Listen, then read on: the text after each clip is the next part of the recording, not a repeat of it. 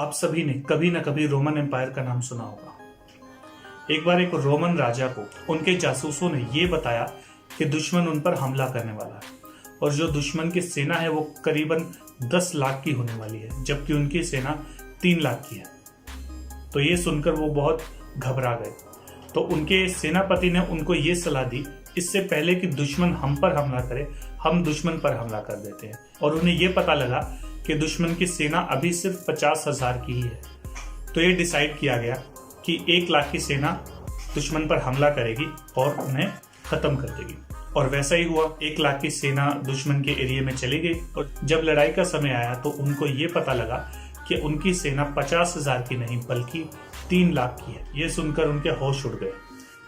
अब सेना में भी तनाव और डर का माहौल था। तो इस बात को सेनापति अच्छी तरह से समझ गया था, लेकिन ये बात सेनापति अच्छी तरह से जानता था कि अगर वो उन्हें और टाइम देंगे तो वो और सेना इकट्ठी कर लेंगे और फिर उनसे जीत पाना लगभग नामुमकिन हो जाएगा। अब सेनापति ने पूरी सेना इकट्ठी की और जिन जहाजों से वो आए थे उन सभी जहाजों को आग लगा दी। अब वो जैसे ही वो सब जहाज चल रहे थे तो उनकी तरफ हाथ करके सेनापति ने कहा, ये देखो, ये सारे जहाज जल रहे हैं। हमारे बचकर निकलने का यही एकमात्र रास्ता था जो मैंने जला दिया है। अब अगर तुम लोग बचना चाहते हो तो इस युद्ध को जीत जाओ। अब हम तभी बच सकते हैं जब इस युद्ध को जीत जाएंगे। या तो हम इस युद्ध को जीतेंगे या फिर हम मर जाएंगे। अब फैसला तुम्हारे हाथ है कि तुम जीतना चाहते हो या मरना।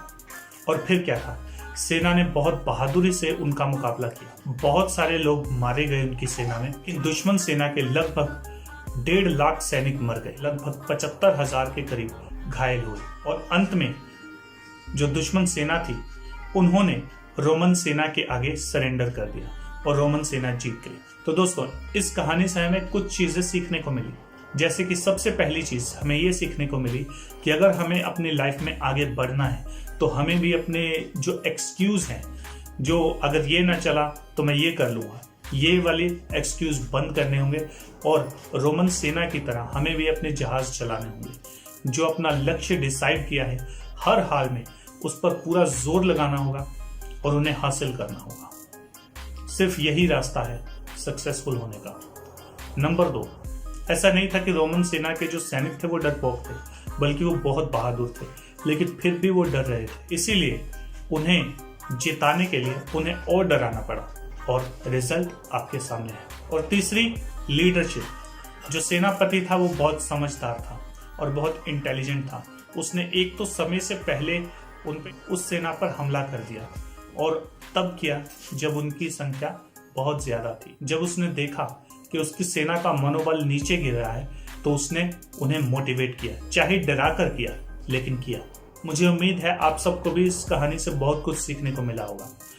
तो कैसी लगी ये स्टोरी कमेंट में आप बता दीजिए। तो दोस्तों, कैसी लगी आपको ये वीडियो? अगर आपको ये वीडियो अच्छी लगी है तो इसे लाइक कीजिए, शेयर कीजिए और इस चैनल को सब्सक्राइब कर लीजिए। अगर फेसबुक पर देख रहे हैं तो इसे लाइक और फॉलो कर लीजिए ताकि मोटिवेशन का डेली डोज आपको हर रोज मिले। तो मिलते हैं अगली वीडियो के साथ, तब तक के लिए ऑल द बेस्ट।